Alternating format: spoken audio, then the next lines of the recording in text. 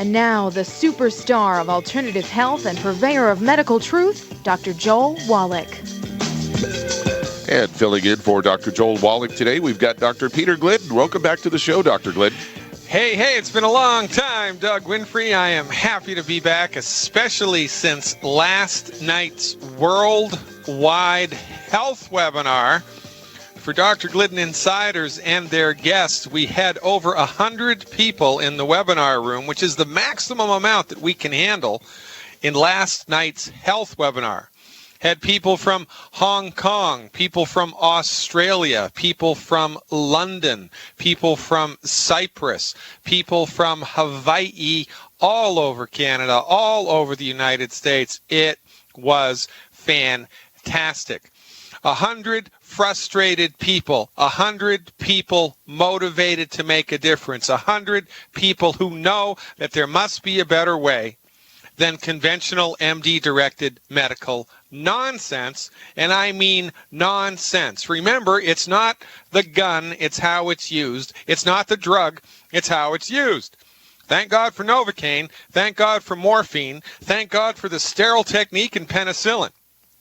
But the way that the MDs understand medicine, the philosophy of medical pathology, the philosophy of medicine that the MD is trained in is old-fashioned, out of date, and completely out of sync with the reality of a human body. Last night we talked about atrial fibrillation, and if I do say so myself, it was a home run. Over $26 billion a year, $billion a year, are sucked out of patients' bank accounts in order to manage atrial fibrillation. The way that the MD is trained to understand human pathophysiology is very interesting because they're trained in a reductionistic method. They're not trained in medicine. They're trained in allopathic medicine. And allopathic medicine argues the human body does not have the ability to fix itself. The human body cannot fix itself. Once you're sick, you're screwed.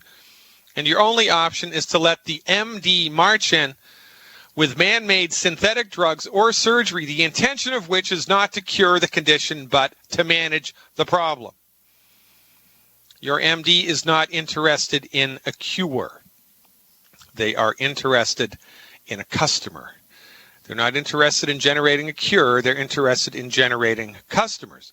So, can an MD cure heartburn? No, they can manage it with a little purple pill. Can an MD cure high blood pressure? No, they can manage it with blood pressure medication, synthetic, man-made, for-profit. When we talk about atrial fibrillation, thank God for Dr. Wallach. Thank God for Dr. Wallach's research. Thank God for the 25,000 plus autopsies that Dr. Wallach did in the 1970s. All of that old-fashioned, boots on the ground, as pragmatic as it gets, research unveiled an interesting thing. Most of the time, when the heart is beating irregularly, which, by the way, is what atrial fibrillation means, that's fancy schmancy doctor talk for an irregularly beating heart. Most of the time, when the heart is beating irregularly, the heart is fine. The nerves in the heart are fine. There's no problem there whatsoever. The problem is the nerves that come out of the spine that go to the heart. Remember anatomy and physiology from high school? You know, you've got the Mr. Skeleton over in the corner. Well, inside the skeleton, right inside the skull, we've got the brain. And then inside the backbone, we've got the spinal cord. Spinal cord goes from the base of the brain all the way down into your tailbone. The spinal cord is protected by the vertebrae in your back that the chiropractor adjusts. There's over 33 vertebrae in the back. And in between each vertebrae, there's a cushion like a feather pillow. It's called an intervertebral disc. In between the discs, in between the backbones, in between the individual vertebrae, nerves come out of the spinal cord and they go everywhere in the body, helping the body to work the way that nature and God, the way that nature and God, the way that nature and God intended the body to work. Only problem is, when those intervertebral discs lose their structure, their function starts to diminish. When their function starts to diminish, well, it's like a feather pillow that's lost its feathers. It ain't that cushy anymore, is it? Well, when the intervertebral discs between your shoulders start to go south, the nerves between your shoulders that come out of the thoracic vertebrae, T1, T2, T3, and T4, the nerves that come out of that specific part of your back get tweaked. They get squished. They get pinched. A lot a bit or a little a bit. You never know. Just an eeny weeny teeny impingement on a nerve can cause a great amount of distress. Ever whacked your elbow? Ever hit your funny bone? You know exactly what I'm talking about. So when the intervertebral discs are compromised or the anatomy of the backbone is compromised, guess what? The nerve coming out of the back that feeds the heart gets squished. And when the nerve that feeds the heart gets squished, the heart does a lot of funky things, including beating irregularly. But what does the MD do when he sees a patient with an irregularly beating heart? Well, the MD puts the patient on a table and they kill him. They kill him. It's called cardioversion. They put him on a table and they hit him hard with those, the paddles that they use when somebody has a heart attack, and they stop the heart, kill the patient, wait about 5 seconds, and then they shock him again and hope that he comes back to life. Hope that the heart starts beating again with the intention of kind of like rebooting a computer. Oh, that's what we're going to do. We're going to stop the heart beating, and then we're going to boot it on up again, keep our fingers crossed, and see whether or not that works. Even though the New England Journal of Medicine says it doesn't work, they continue to do it. That's their number one approach. Number two, go into the heart with a laser and burn the nerves in the heart that make the heart beat. Unbelievable, ladies and gentlemen. It's the tip of the iceberg. Stay tuned for more. Welcome back. Hey, thanks a lot, Doug. So I just need to finish up my little rant on atrial fibrillation, right? 5 million people in the U.S. are currently diagnosed with it, 4.5 in Europe.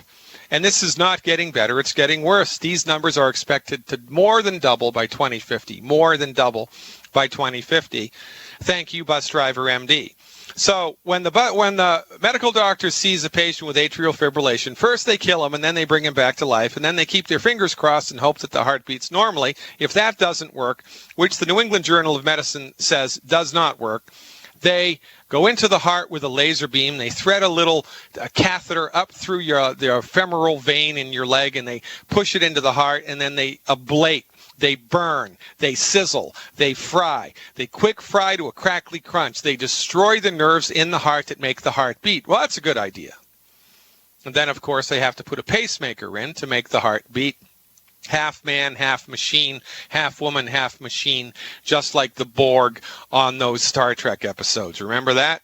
Half man, half machine. This is the strategy that the MD brings to the table because, remember, they're not concerned with the cause. They're not attempting to find a cure.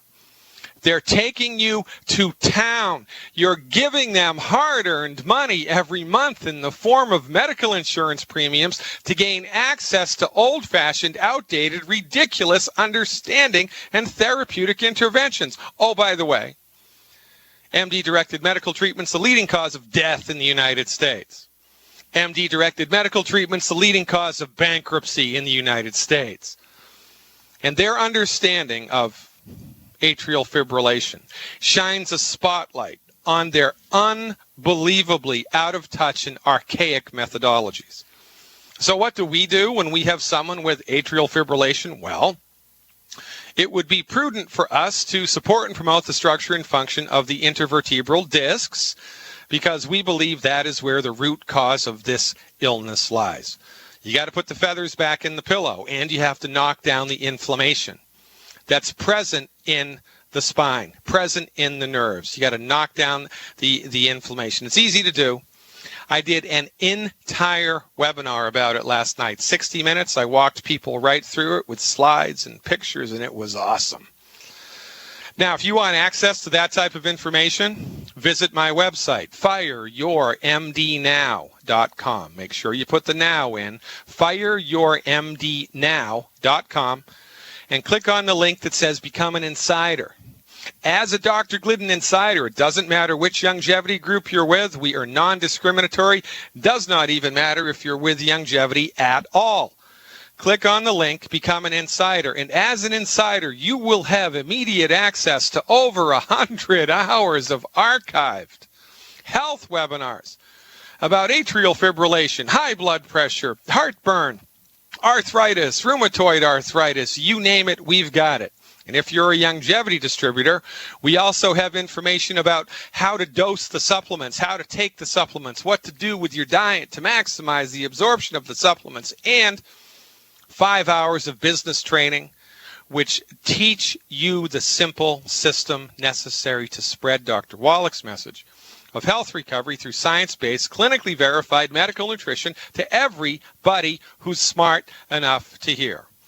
Again, we are non-sectarian. It does not matter which longevity group you are in. It doesn't even matter if you're a longevity person at all. Knowledge is power.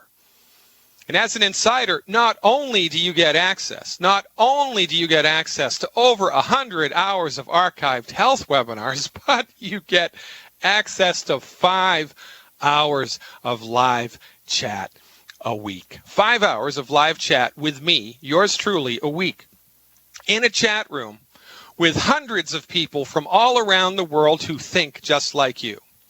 I mean, regardless of the information that is delivered, regardless of the knowledge that is disseminated, just to be in a live chat room with people all around the world who feel the same way that you do, who think the same way that you do, who have been through the mill the same way that you have, is an unbelievable experience.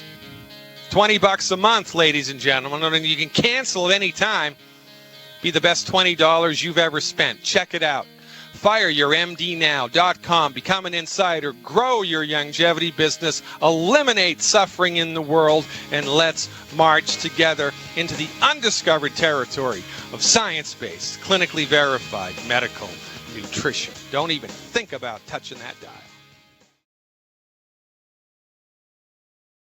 Hey, thanks a lot, Doug. Now, listen, I know you, Doug. Nobody trolls the internet for medical facts more than you. I think if there was an Olympic competition for that, you'd have the gold medal every single year. What'd you pull off the internet today? I got a study from Switzerland, or a Swiss study that is saying that stethoscopes are more contaminated than doctors' hands.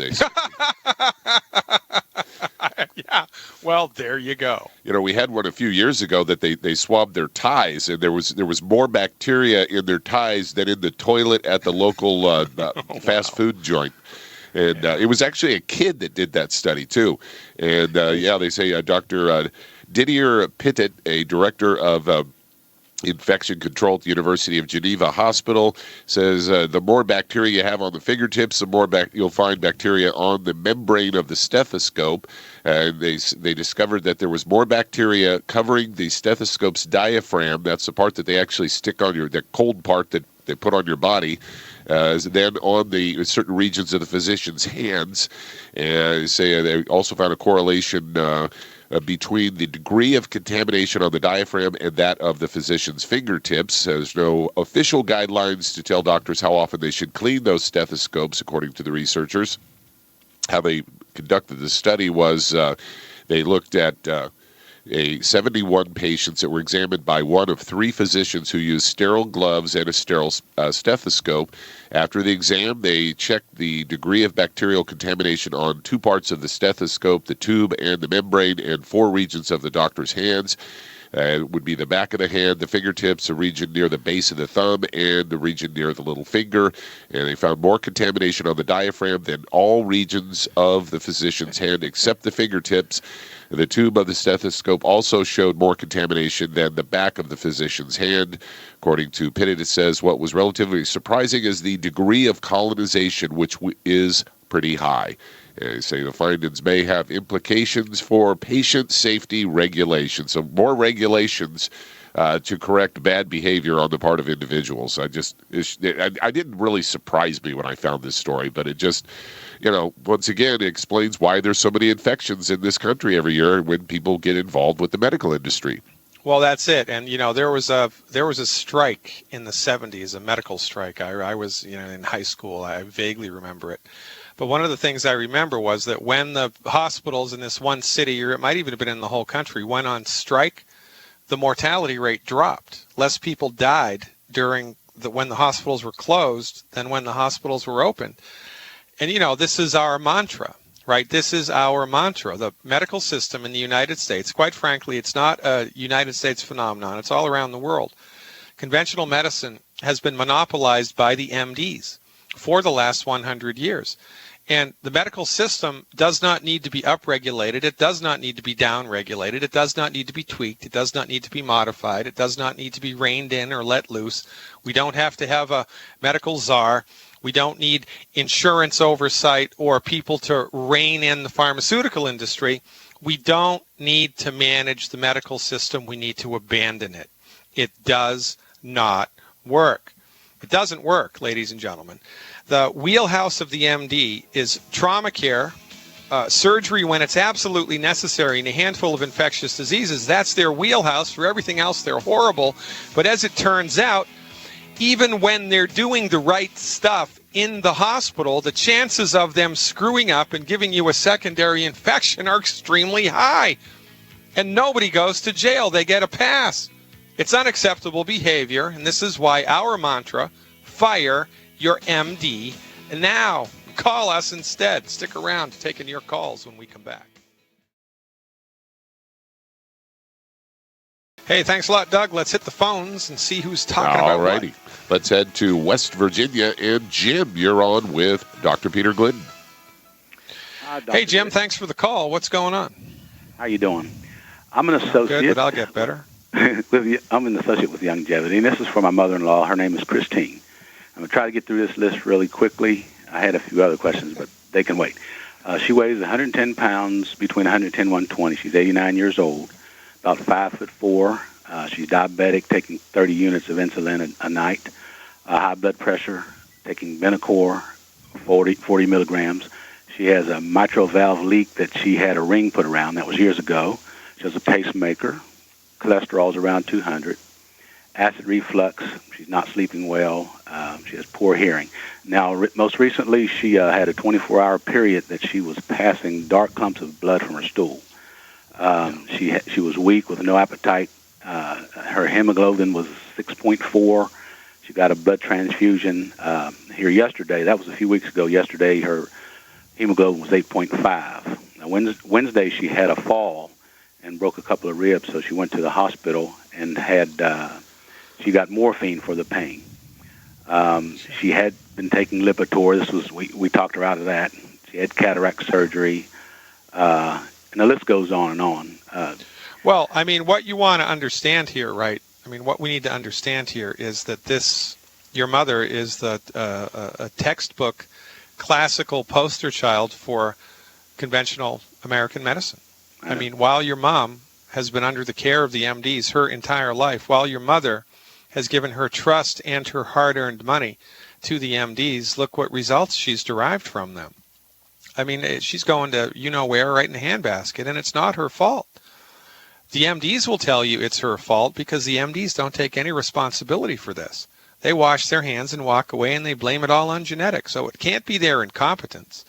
It can't be their one-sided, outdated, old-fashioned, ridiculous, and juvenile treatment strategies. Oh, no, no, no. It can't be the MD's methodology. It has to be the patient. It's the patient's fault. She's lazy. She got the bad sugar gene. She got the bad kidney gene. She got the bad sleep gene. Whatever. And it's nonsense. And, this is extremely frustrating and disheartening because this is happening to everybody in the whole flippin' country. Everybody is sick. Everybody is suffering. Everybody is getting worse, not getting better. And the simple, undeniable billion-pound gorilla in the middle of the country that nobody is looking at and nobody is addressing except Dr. Wallach and me is the simple fact that MD-directed medical treatments do not work. They don't work. Your mother has taken the wrong dog to the hunt, but it's not her fault because the medical market has been monopolized for 100 years. The MDs haven't let any other medical professional onto the playing field. So the only medicine your mom has access to is ineffective MD medicine. And it's a tragedy of biblical proportions. I mean, my heart goes out to her, man, because, you know, she's a victim of the system. And it's going to get worse. It ain't going to get any better.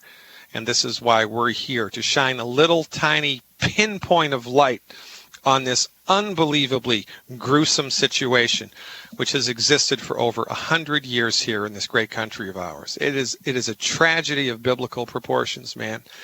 And every day, every week, we get stories, more and more and more stories like this. I'm wondering to myself, when will the breaking point happen? I mean, when's the breaking point going to happen? When are people going to wake up and say, I'm sick and tired of watching everybody in my family go down the tubes. I am not going to take it anymore. You're fired. Let's have a medical revolution. You stick around with me through this hard break, and I'll tell you what to do for your mom to support and promote the structure and function of her body to the best of our ability, and to pick up the pieces and clean up the messes in her life delivered by the high and mighty MD. Thanks for the call. Stick around. All right, so here's what I would do for your mom for the first 90 days. First things first, she has to stop eating the 10 bad foods. That's mandatory. If she doesn't do that, we're going to be, pouring gasoline into a tank that's got holes in it. It's going to go in the top and come right out the bottom, and she ain't going to get very much bang for her buck. So she needs to clean up her diet. Just by doing that, she's going to feel better, and the blood sugar numbers are going to improve. The next thing to do is one healthy blood sugar pack per 100 pounds of body weight per month, one bottle of selenium per 100 pounds of body weight per month, one bottle of ultimate enzymes per month, one bottle of ultimate enzymes per month, and one extra bottle of white liquid calcium a month. That's the Beyond Osteo FX. So that's the healthy blood sugar pack, selenium, Beyond Osteo FX, and the ultimate enzymes. Eliminate the 10 bad foods. Now, I want her to take 1 ounce of the white liquid calcium immediately before bed. And I want her to put that in a little orange juice or a little pineapple juice or pineapple, orange, banana, or something that's a little juice that's got a little acid in it. Now, considering the blood sugar issue, I don't know whether that's going to mess with her blood sugar numbers that night. So if a little bit of juice taken immediately before bed with the white liquid calcium messes her blood sugars up, then just take it in a little bit of water before bed.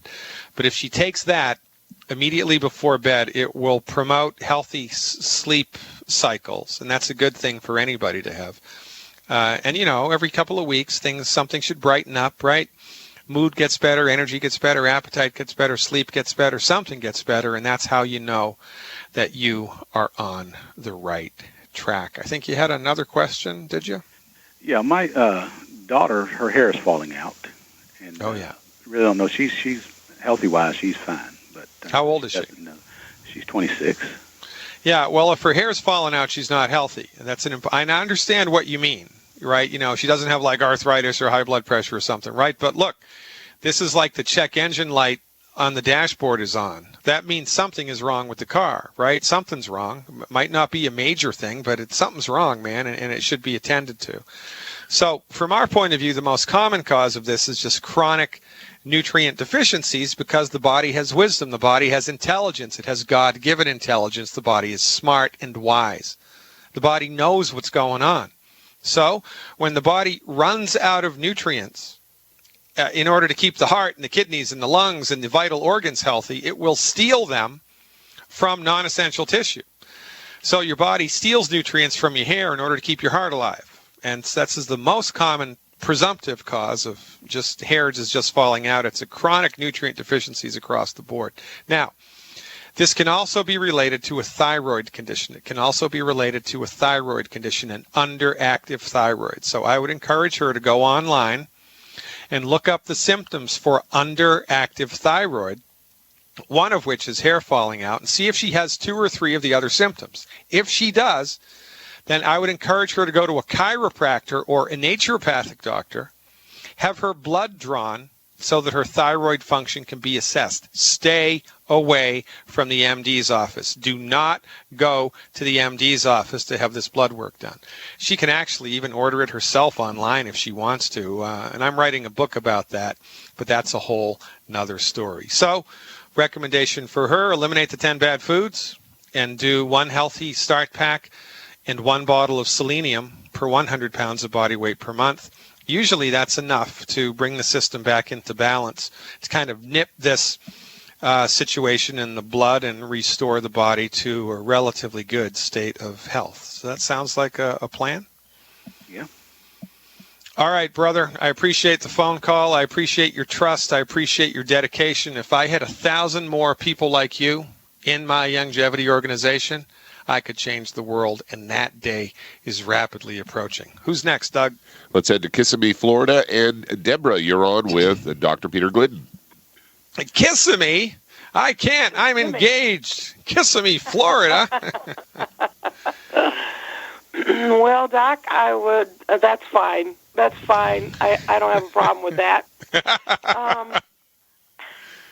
After many years, at least 20, of uncontrolled hypertension, I finally got my blood pressure under control through a cardiologist. But in the interim, I had developed a strong, an enlarged wall, or in one of 3 walls in the heart was enlarged. I had a heart attack, and that's how we discovered that. Yeah. There was no need for surgery. Whatever the blockage was moved on.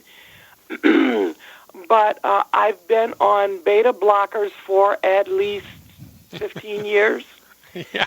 And I have since beta blockers, diuretics, the statin drugs, and in the past year or so, I began to develop side effects from the beta blocker. And earlier this month, I spent like 4 days in the hospital being evaluated, and we have learned from after repeated breathing difficulties, upper respiratory infection, progressed to pneumonia, progressed on to congestive heart failure, and I'm just having what I have considered side effects from the drugs, from the beta blockers. Go ahead.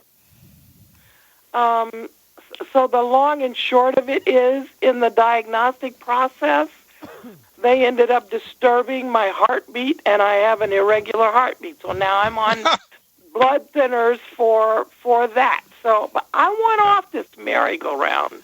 Well, I know, and difficulty breathing. Well, you're having difficulty living. I mean, you're in the weeds, girl, and you're a sinking ship. And you're not alone. There are millions of people just like you all around this country who have become mesmerized by the white coat.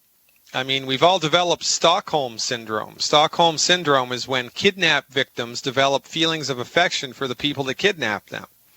And that's what we've got with the MDs. They hurt us, and they don't help us, and they hurt us, and they don't help us, and they're ineffective, and they hurt us, and they don't help us, and then they bankrupt us, and we keep going back to them. I don't get it. I don't understand it. Eventually, the worm has to turn here. Eventually, the nut has to pop out of the shell, and I think it just did for you. So, listen, it's complicated issues, right? But from our point of view, hypertension, most of the time, is a calcium and a magnesium deficiency. Most of the time. It's a simple calcium and magnesium deficiency. Congestive heart failure, most of the time, is a vitamin B1 or thiamine deficiency. It's a vitamin B1, B like baby, or thiamine deficiency. Either way, you need to nutrify your body. Either way, you need to give your body a chance to fight back. Either way, you need to give your body the raw materials that it needs in order to just work the way that God intended it to. You don't have a funky heart because you have a heart. You have a funky heart because your body has run out of the stuff it needs to keep the heart healthy, and your MD is blind to this.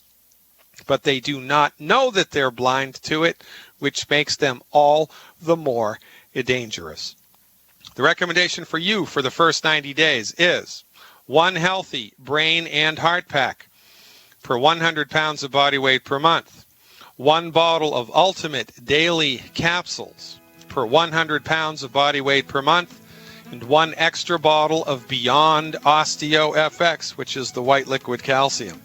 That's the Beyond Osteo FX, the Ultimate Daily Capsules, and the Healthy Brain and Heart Pack appropriate for body weight. Get those supplements, take them every day, keep measuring your blood pressure, eliminate the 10 bad foods, and as things start to improve, go back to the MD, or better yet, go to a pharmacist and start on a reduction schedule for your meds. You are going to love how you feel. Thanks for the call. Stick around, folks. More to come after these words.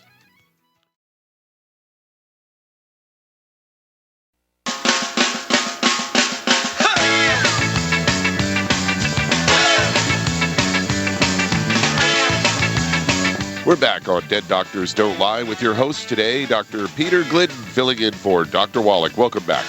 You know, longevity is turning into the new Statue of Liberty, right? Give me you're tired, you're sick, you're suffering, you're poor huddled masses, because the conventional medical system has failed. It's let everybody down, and here we come to the rescue. Who's up next, Doug?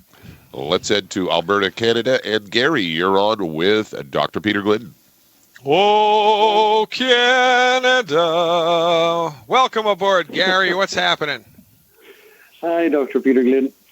Hey, congratulations. Congratulations on the hockey gold medal, by the way. Okay, thank you. I'm What's calling happening? About a patient that we have up here. He's been on the program now with Dr. Wallach for about 2.5 months. And the symptoms he had, he's tired all the time. And I mean, like, very tired. And he gets up tired in the morning. He feels hot at night when he goes to bed, like he just feels, hot. And then in the morning, when getting up, he feels cold, and he has chattering teeth. And then his pee is very smelly, almost like, if somebody would leave it sitting in a cup for a week. Yeah. And it's foaming too, like when he pees. He doesn't sleep very good at night. And then it almost seems like Monday morning, he's like starting out tired, weak.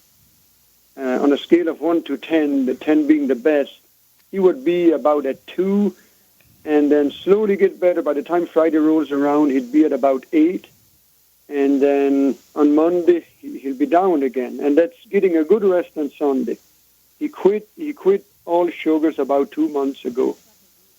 He feels his kidneys sometimes, like lower down in the back. He will have to drink. He has to drink coffee during the day to stay awake sometimes. Yeah. And he's been taking okay. What's he been taking? Tell me what he's been taking. He's been taking 2 bottles of plant-derived minerals a month. He's about 200 pounds, by the way. Okay. 2 healthy blood sugar packs, 1 de-stress, 2 canisters of Rebound, 4 bottles of selenium. And he was starting to get better till about 2 weeks ago. And at the same time, about 2 weeks ago, he cut back from the 4 bottles of selenium, which is 4 3 times a day. He cut back to 1 3 times a day. Yeah. And he's also on Paxil. Well, see, the selenium has vanadium and chromium in it, which he needs, apparently, in order to help manage his blood sugar levels. And so, all things being equal, right, when somebody starts a longevity program or any medical nutrition program, and then they start to feel improvement, and then they knock something out or cut something down, and then they get worse, well, the first thing to think about is, hey, I got to go back to that higher dose. Now, that's one thing. The other thing is here that healing is a process. It's not an event. It's something that unfolds over time. So if historically he was getting better, well, that's a very good sign. And that's, that bodes well for the future, because this is like a snowball rolling down a hill. It gets bigger and bigger and bigger and bigger and bigger and bigger and bigger and bigger and bigger and better and better and better and better and like that. So he needs to go back to the original dose And also, the first thing you want to ask anybody who's doing a longevity program to support the optimal function of their body is, and they're not having improvement, or, kind of mamby-pambying around, a little bit better, but nothing to write home about. The first, second, and third thing you want to ask them is, have they eliminated the 10 bad foods? Because if he hasn't stopped wheat, barley, rye, and oats, if he hasn't stopped oil in a bottle and fried food and well-done red meat and eating meat with nitrates in it and the skins of baked potatoes, yams, and sweet potatoes, or a carbonated beverage with a meal, if he's still doing those things, especially wheat, barley, rye, or oats, his body is not going to be able to absorb the nutrients that we're delivering to him. I mean, you wouldn't put gasoline in a tank that had holes in it. So he needs to modify his diet if you really need to dial that in. No bad foods. Go back to the original dose and give it 21 days. 21 days. And once he garners success, we just ride that horse until it takes us as far as it's going to. Appreciate the phone call. We're all out of time. Thanks, everybody. Check out my website, fireyourmdnow.com.